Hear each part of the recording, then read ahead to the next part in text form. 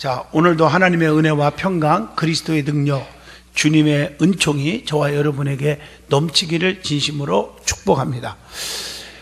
디모데전서 1장 12절로 14절을 통해서 주님을 향한 바울의 감사다 하는 제목으로 은혜를 나누고자 합니다.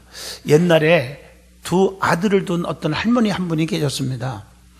큰 아들은 집신 장사를 했고 작은 아들은 우산 장사를 했어요. 할머니는 날씨가 바뀔 때마다 근심 걱정이 태산 같았습니다. 비가 오면 큰일 났다. 큰아들 집신 장사가 안 됐는데 걱정을 합니다. 날씨가 좋으면 작은아들 우산 장사가 안 되는데 하고 걱정을 합니다. 마침내 병에 걸렸어요. 알아 누워 있었어요. 일어나지를 못하는 거예요. 하루는 의원이 찾아와서 할머니의 병은 근심 걱정으로 생긴 병이니까 지금 마음을 편안하게 가지면 다 낫습니다. 그때부터 할머니는 마음을 바꿨답니다. 맞아. 날씨가 맑으면 큰아들 집신장사가 너무 잘 되게 해주셔서 하나님 감사합니다. 비가 오면은 작은아들 우산장사가 너무 잘 되게 해주셔서 하나님 감사합니다. 그랬더니 병이 말이에요 싹 날아가 버리고 건강한 삶을 살았다는 거 아닙니까? 이와 같이 똑같은 삶을 살아도 감사하면서 삶을 살 때 우리에게 복이 되는 것입니다. 오늘 이게 쌀떡의 쌀이라고 생각합시다. 반절 남았어요. 어머나 벌써 반절이나 다 먹었네. 누가 먹었어? 지가 먹었잖아요. 불평해요. 그런데 어떤 사람은 어머나 다 먹고 없는 줄 알았는데 반절이나 남았네. 하나님 감사합니다. 야, 또 남았네요. 여러분, 같은 환경, 같은 일 가지고도 항상 불평하는 사람, 못 말깁니다. 이런 사람들은. 이것을 조금 더 확대하면 교회 안에서도 불평하는 사람은 안 해야지 하면서도 그 순간 1초도 못 견디고 입에서 막 불평이 나와요. 그런 사람들은 되는 것 같이 보여도 망합니다. 제가 목회하면서 본 경험이에요. 긍정적인 사람은 다 잘 됩니다. 앞길이 확 열립니다. 빌립보 4장 6절에 이렇게 말씀합니다. 아무것도 염려하지 말고 다만 모든 일에 기도와 간구로 너희 구할 것을 감사함으로 하나님께 아리라. 그리하면 지각이 뛰어난 그리스도의 평강의 예수께서 너의 마음과 생각을 지키시리라 약속했어요. 감사하는 신앙은 곧 기적이요 축복이 되는 줄로 믿습니다. 교회 안에서도 감사하는 신앙인은 변함이 없는 신앙생활을 하지만 감사가 없고 짜증내고 불평과 원망이 가득한 사람은 금세 신앙이 변질되는 것을 보게 됩니다. 오늘은 추수감사주일입니다. 추수감사절의 유래는 여러분 다 아시겠죠. 영국의 청교도들이 신앙의 자유를 찾아서 메이플라워 배를 타고 신앙의 자유를 찾아서 대서양을 건너서 뉴 잉글랜드에 정착하면서 시작이 됩니다. 신앙의 자유를 찾아 낯선 땅에 도착했지만 추위와 질병과 인디언들의 습격 등등으로 막심한 고난을 겪었습니다. 그래서 겨울이 지난 이듬해 봄에는 총 인원의 약 반수가량이 죽었습니다. 그러나 그들은 굽히지 아니하고 그해 봄에 밭을 갈고 씨를 뿌렸습니다. 옥수수도 감자도 호박도 등등 소박한 농작물들을 재배했어요. 오늘 이렇게 추수감사절이라고 우리 교인들이 수박도 갖다 놓은 사람, 또 호박도 갖다 놓고 메론, 감 다 우리 교인들이 이렇게 교회를 사랑하는 분들이 갖다 놨어요. 지금 얼마나 풍성합니까? 예? 그 가을 어느 정도의 농산물의 수확을 만들어 놓고 장차 다가올 겨울을 맞이하게 되었습니다. 농부들은 모두 불안한 심정으로 앞날의 운명을 하나님께 맡기고 여전히 추위와 질병과 그리고 인디언들의 습격과 더불어 싸워야 할 것을 다짐합니다. 그들은 한 주 동안 특별히 금식하고 기도회를 열자고 제의를 했고 그 제의가 채택되어 모두 침통한 심정으로 열심히 기도회를 가졌습니다. 그리고 한 주의 기도회가 끝났습니다. 그러나 그들의 마음은 여전히 불안합니다. 시원하지 않았습니다. 어딘지 모르게 불안하고 걱정이 생기고 염려, 근심이 생겼습니다. 또다시 기도회를 한 주 더 연장하자 하는 제안이 나왔습니다. 그때 군중 가운데 한 작은 농부 하나가 손을 번쩍 들면서 조용히 일어나서 그는 침착한 어조로 이렇게 제안을 합니다. 여러분, 우리는 대서양을 건너와서 여러 친구들을 잃었으나 하나님은 우리에게 기대했던 것보다 넉넉한 은혜를 베푸셨습니다. 그리고 우리는 농사하여 추수까지 이르게 되었습니다. 이제는 금식 기도를 그만하고 그냥 엎드린다고만 되는 게 아니지 않습니까? 그 하나님이 축복해 주신 것을 생각하고 찬미하고 감사하는 예배를 드립시다. 이렇게 제안을 했어요.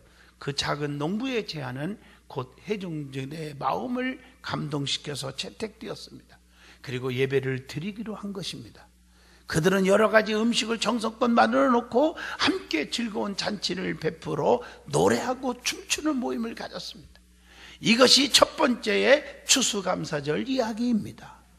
이상에서 미루어 본다면 추수감사절이란 이를테면 하나의 바꾸어진 생활 철학의 소산이다, 이렇게 말할 수가 있습니다. 다시 말하면 좋은 환경이나 좋은 조건이나 좋은 결과에서 생겨난 축제가 아니요, 고난과 역경과 불행의 소용돌이 속에서 굴복하지 않았고 그것을 극복한 믿음에서 생겨난 승리의 축제라고 하는 것이 옳은 말이 될 것입니다. 그러므로 성도는 늘 하나님께 감사하며 살아가야 될 줄로 믿습니다. 하나님 이렇게 해주세요, 극복하게 해주세요. 기도도 중요하지만 하나님 앞에 긍정적으로 여기까지 도와주신 하나님, 에베네셀의 하나님 감사합니다, 감사합니다, 이 기도가 더 중요하지 않겠습니까?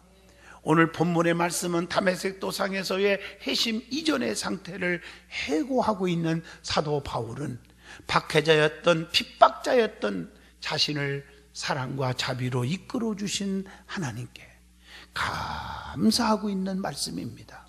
하나님의 은혜를 입은 성도는 결코 하나님의 은혜를 잊어서는 안 되는 것입니다. 사도 바울은 주님의 은혜를 잊지 않았습니다. 그래서 우리 믿음의 사람들은 시편 103편 2절을 기억하세요. 내 영혼아 여호와를 송축하며 그의 모든 은택을 잊지 말지어다. 그렇게 되면 우리의 생명을 파멸해서 구속하시고 좋은 것으로 소원을 만족해 하시며 청춘을 독수리같이 새롭게 하시리라. 시편 103편 3절로 5절의 은총이 임할 줄로 믿습니다. 오늘 본문을 중심으로 바울이 주님을 향해서 어떻게 감사하고 있는지 우리는 찾아보면서 깊은 은혜의 시간이 되기를 축원드립니다. 첫 번째, 사도 바울은 본문 12절입니다. 나를 능하게 하신 그리스도 예수 우리 주께 내가 감사한 것은 나를 충성되이 여겨서 내게 직분을 맡기심이니, 나를 능하게 하신 주님께 감사했다는 것입니다. 바울은 사도직을 감당할 수 있는 능력을 주신 주님께 감사하고 있습니다. 능력은 주님이 주셔야 하는 거예요. 기적도 주님이 하셔야 기적이 일어나는 거예요. 사도 바울은 자신이 감당하는 능력을 주님께서 주셨다고 감사하고 있습니다. 우리가 신앙생활하면서 자기의 힘으로 일하는 자는 교만한 자입니다. 내 지식과 경험과 상식으로 일할 수 있다고 생각하는 그 자체가 교만입니다.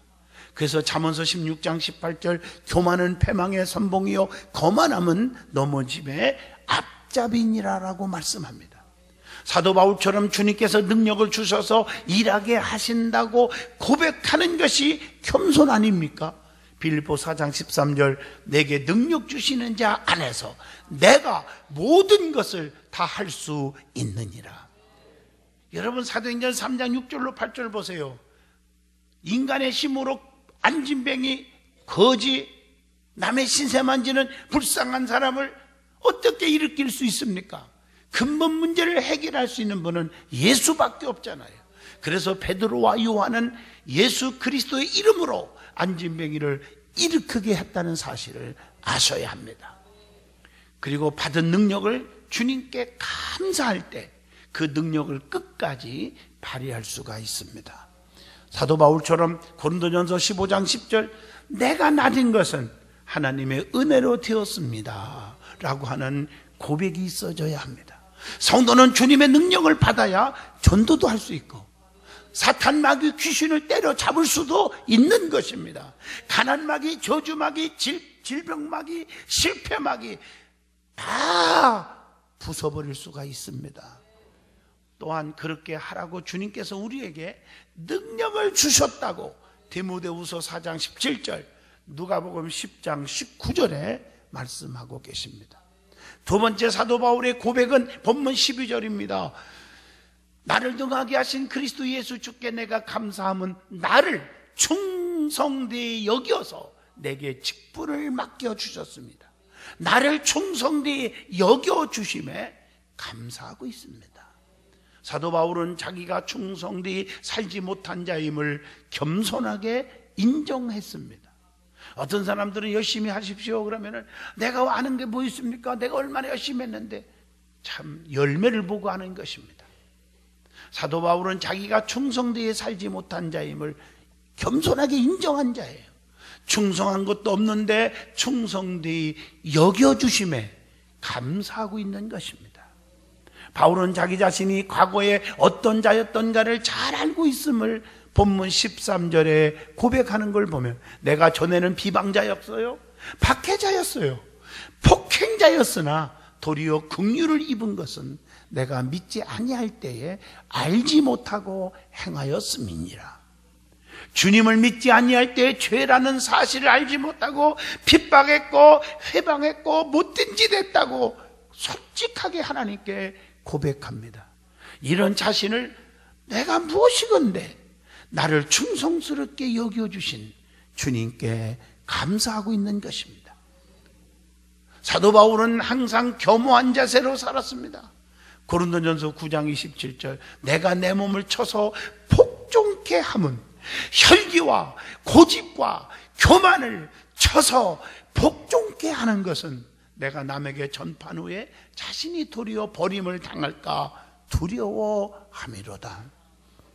사도 바울은 가장 많은 수고를 했지만 겸손했습니다. 고린도전서 15장 10절에 내가 나진 것은 하나님의 은혜로 된 것이라고 고백을 합니다. 내가 여기까지 오게 된 것은 내가 지혜를 얻어서 내가 노력해서가 아닙니다. 하나님께서 은혜를 베풀어 주셨기 때문입니다. 사도 바울은 그래서 그리스도만 나타내려고 했습니다. 빌립보 1장 20절로 21절에 보면 그렇게 고백을 하고 있습니다. 그리고 사도 바울은 자신을 충성되이 여겨주셔서 귀한 직분을 주신 것을 감사하고 있음을 12절에 말합니다. 오늘날 많은 사람들은 직분을 맡기면요 자기 힘으로 자기가 똑똑해서 능력이 있어서 직분을 주는 줄로 착각하는가 봐요. 못해요, 안 돼요, 못해요. 절대 난 안 됩니다. 꼭 모세와 같이 내 입이 뻣뻣하고 둔해서요 내가 누구한테 나보고 가라 가십니까? 그럴 때 하나님께서 모세에게 기적을 보여주시지 않았습니까? 그러면서 너는 네 힘으로 되는 줄 아느냐? 안 돼. 내가 주는 능력의 지팡이를 잡고 가서 이것으로 이적을 행하라. 여러분 맡겨진 사명 힘들어도 감당하면 하나님께서 감당할 수 있는 물질과 능력과 건강과 자녀의 축복을 주신다는 것을 왜 모르십니까? 바울은 직분을 가장 영광스럽게 여긴 자예요. 로마서 1장 1절로 2절에 보면요. 그렇기 때문에 바울 서신마다 1장 1절로 2절을 보면 구구절절히 자신을 사도로 세우신 분은 사람이 아니라 예수 그리스도라고 자부심을 갖고 고백한 것입니다. 하나님이 나를 세워주셨다. 부족한데 충성스럽지 않은 자를 충성스럽게 여겨주신 하나님 감사합니다. 직분을 잘 감당하면요 분명히 멸류관이 있고 상급이 있어요. 뭐 성경에 엄청나게 기록되어 있잖아요. 히브리서 8장 6절 11장 6절 마태복음 25장 23절 로마서 14장 18절 요한복음 12장 26절 시편 138편 8절 하나님은 반드시 상을 주시고 보상해 주시는 분인 줄로 믿습니다. 사도 바울은 사도라는 직분 때문에 감옥에도 가고 매도 맞고 배고픔을 당하고 엄청난 고난이 왔지만 주어진 직분을 잘 감당했습니다. 교회 안에서도 큰일하고 하나님 편에서 교회의 입장에서 열심히 하다 보면 사람들 앞에 왕따도 당하고 따돌림을 당해요. 그 사람이 교회의 진국입니다. 충성하면 반드시 하나님이 상을 주십니다. 성경을 보면 상을 얻지 못할 행위가 나타나요. 어떤 자에게 상이 없습니까?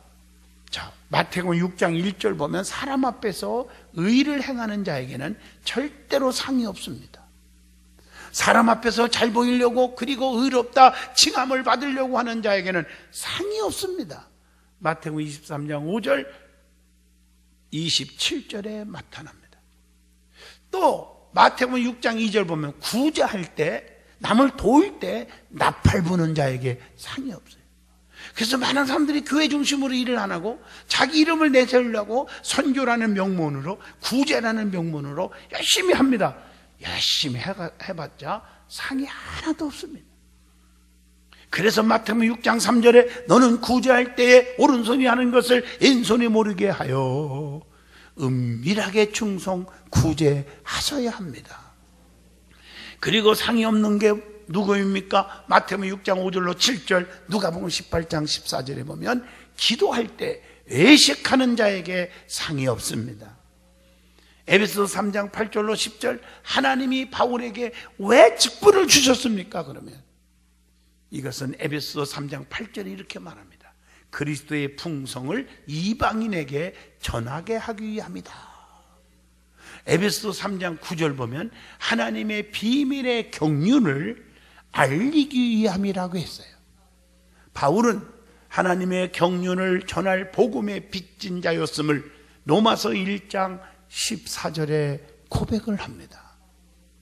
그리고 에베소서 3장 10절에 이제 교회로 말미암아 하늘에 있는 통치자들과 권세자들에게 하나님의 각종 지혜를 알게 하려 함이니, 하나님의 지혜를 알리기 위해서.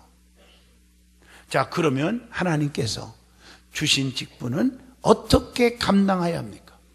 오늘 여러분 사명을 다 받았어요? 직분 없는 사람 없어요? 목사로, 장로로, 권사로, 안수집사로, 교사로, 찬양대원으로, 안내자로, 식당봉사로 각각 분야의 사명을 다 주셨어요. 그 주신 직분을 어떻게 감당해야 합니까? 제일 중요한 것은 사랑으로 해야 합니다. 갈라디아서 5장 13절입니다. 첫째가 사랑이에요. 여러분, 사랑으로 하지 않은 건 아무것도 아니에요. 어떤 분들은 세상에 교사하다가 찬양대 하다가 마음에 안 든다고 혈기 부려서 상처 주고, 조금 음이 틀렸다고 핀잔하고, 애들이 말 안 듣는다고 주먹밥 주고, 주먹밥 맞나요? 알밤 그래, 알밤을 주고, 주먹밥이나 뭐 알밤이나, 요렇게 하면 주먹밥이고 요렇게 하면 알밤이겠죠. 그거 정말 자격이 없습니다. 사랑이에요. 사랑. 가버나움의 백부장처럼 권세가 있지만 팽개치고 죽일 수도 있던 종, 죽어가는 종을 사랑했어요. 살려보려고 주님 앞에 나와 애원했을 때 주님이 너무 감동받아서 가라, 네 믿음대로 되라, 즉시로 하이니 나으니라. 사랑으로 주의 일 하시기를 바랍니다. 사랑이 없으면 아무것도 아닙니다.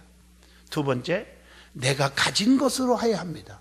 고린도후서 9장 12절입니다. 남한테 받아가지고 하려고 하지 말고 내가 가진 것 가지고 하세요. 많고 적든 간에. 그리고 요한일서 3장 17절, 하나님이 주신 내 재물을 통해서 구제도 하고 선교도 해야 되는 것입니다. 그리고 신명기 22장 4절, 행동으로 해야 돼요. 말로만 하지 말고 행동으로 하시기를 바랍니다. 고린도후서 1장 11절, 중요한 말씀입니다. 기도로 해야 합니다. 기도 없이 하는 건 아무것도 아닙니다. 그러면 직분자가 가져야 할 바른 자세가 있습니다. 어떤 자세를 가져야 될까? 첫째, 세상에 빛이 되어야 합니다. 마태복음 5장 14절입니다. 여러분, 덕을 세워야 돼요. 빛은 어둠을 몰아내는 거예요. 슬퍼하고 병들고 괴로워하고 낙심된 자들에게 소망과 기쁨을 가져다 줘야 합니다. 두 번째, 마태복음 5장 13절, 세상의 소금이 되어야 합니다. 소금은 녹아질 때 그 맛을 낼 수가 있어요. 나 하나가 미랄이 되어야 합니다. 나 하나가 헌신할 때, 희생할 때 역사가 일어납니다. 세 번째, 고린도전서 11장 1절입니다. 내가 그리스도를 본받는 자가 된 것 같이 너희는 나를 본받는 자가 되라. 그리스도를 본받는 자가 되어야 합니다. 그리고 갈라디아서 5장 16절, 성령을 따라 행하여야 합니다. 자기의 욕심과 육체로 하면 안 됩니다. 자, 세 번째, 사도 바울은 본문 14절입니다. 우리 주의 은혜가 그리스도 예수 안에 있는 믿음과 사랑과 함께 넘치도록 풍성하였도다. 주의 은혜가 넘치도록 풍성케 됨을 감사하고 있습니다. 믿음의 사람은 주님의 은혜 속에 살고 있음을 믿고 감사해야 합니다. 바울은 주님의 은혜가 믿음과 사랑과 함께 넘치도록 풍성하게 되었고 고백하며 살았습니다. 그러므로 주의 은혜는 믿음과 사랑이 넘쳐야 될 줄로 믿습니다. 성도는 은혜로 믿음이 넘쳐야 돼요. 성도에게 있어서 가장 기본이 되는 것은 믿음입니다. 믿음의 종류가 많이 성경에 소개되어 있지 않습니까? 근데 그걸 크게 두 가지로 나누면 긍정적인 믿음, 또 하나는 부정적인 믿음입니다. 믿음이 많이 있는 것 같은데 하나님 앞에 축복은커녕 혼쭐 나는 사람이 많아요.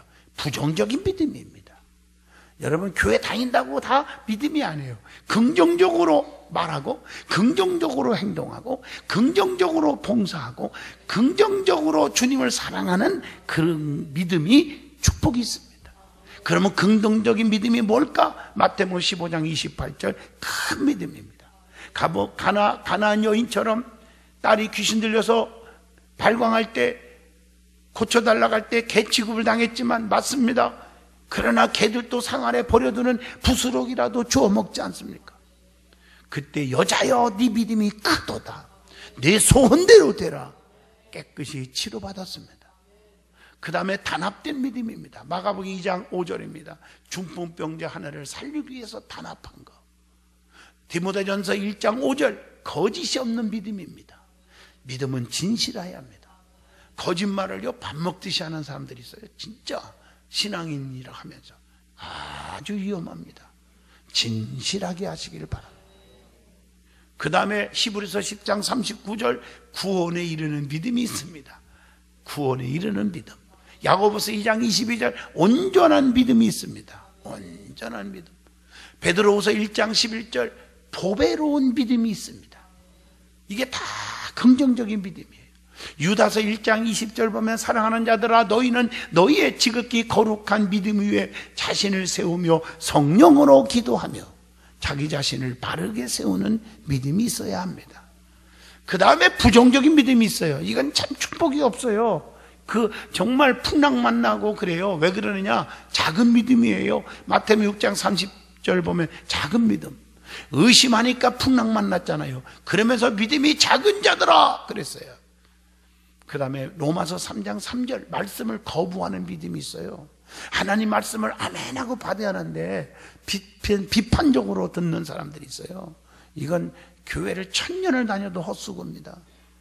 그래서 그걸 뭐라 하냐? 헛된 믿음이다. 로마서 4장 14절, 고린도전서 15장 17절의 말씀입니다. 그리고 로마서 14장 1절, 믿음이 연약한 자를 너희가 받되 그의 의견을 비판하지 말라. 연약한 믿음이에요. 아주 약해서. 세상 말로 조금만 누가 무슨 소리만 들어도 넘어지고 자빠지고 깨지고 시험 드는 사람들. 디모데전서 1장 19절, 파손된 믿음, 깨져버렸어요. 그리고 디모데전서 6장 10절, 유혹에 쉽게 넘어져요. 미혹받는 믿음. 디모데후서 2장 18절, 무너진 믿음이에요. 무너진 믿음. 야고보서 2장 20절을 보면 행함이 없는 믿음이다. 그건 죽은 거와 같다 그랬어요. 자, 그러면 성도는 은혜로 사랑이 넘치게 된다고 그랬어요. 주님을 뜨겁게 사랑하는 자에게는 은혜가 넘치게 해주실 줄로 믿습니다. 주님을 사랑하는 것은 그분의 뭐 하는 거예요? 계명을 지키는 거예요. 요한복음 15장 10절, 내가 아버지의 계명을 지켜 그의 사랑 안에 거하는 것 같이 너희도 내 계명을 지키면 내 사랑 안에 거하리라. 하나님의 법도를 온전히 지키시기를 바랍니다. 그래서 남을 사랑하는 자는 율법을 다 이룬 자라고 로마서 13장 8절에 인정합니다. 그리고 예수님께서는 너희가 서로 사랑하면 내 제자인 줄을 알리라, 이렇게 요한복음 13장 35절에 말씀합니다. 사랑은 성도들을 하나로 묶어주는 은혜와 능력의 띠가 됩니다. 또 골로새서 3장 14절입니다. 사랑은 오래 참습니다. 온유합니다. 투기하는 자가 되지 않습니다. 교만하지 않습니다. 진리와 함께 기뻐한다고 고린도전서 13장 4절로 6절에 말씀합니다. 그러므로 주님의 은혜로 믿음과 사랑이 풍성하게 됨을 진심으로 감사하여야 합니다. 결론입니다. 바울이 진정으로 주님께 감사한 것처럼 우리 자신에게도 감사가 넘쳐야 할 것입니다. 세상에는 네 종류의 사람이 살고 있다고 말합니다. 여러분은 네 종류를 소개할 때 내가 어느 종류의 사람인지를 판가름하시기를 바랍니다. 첫째는 감사할 줄 모르고 사는 사람. 두 번째는 감사는 알되 갚으려 하지 않는 사람. 세 번째로는 조건을 이것저것 따져가며 감사하는 사람. 네 번째로는 범사에 감사할 줄 알고 그 은혜를 갚으려고 하는 사람이 있습니다. 네 번째 성도들이 되시기를 바랍니다. 그래서 우리는 범사에 감사할 줄 알고 그 은혜를 갚으려고 하는 사람이 되어야 합니다. 오늘 추수감사절을 맞이해서 1년에 한 번 돌아오는 연중 행사로 그치지 말고 진심으로 하나님의 은혜에 어떻게 보답할까 라고는 심령으로 감사가 넘치시기를 바랍니다. 진정으로 주님을 사랑하는 사람이 감사하는 사람인데, 여러분 진짜 사랑하는 사람은 세 가지를 보면 안다잖아요.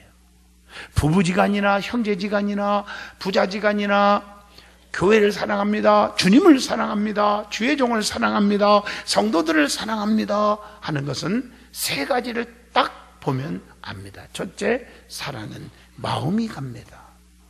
진심으로. 두 번째, 몸이 갑니다. 세 번째, 물질이 갑니다. 진정으로 하나님을 사랑하고 교회를 사랑한다면 늘 자네께나 교회 생각이, 조금만 추워도 감기나 안 걸리나 모르겠다, 우리 할머님들 새벽기도 올 때 넘어지지 않았으면 좋겠다, 마음이 가요. 두 번째, 몸이 갑니다. 아무리 멀어도 예배 시간에 안 빠지고 나옵니다. 세 번째, 물질이 갑니다. 하나님께 물질로 감사할 줄 압니다.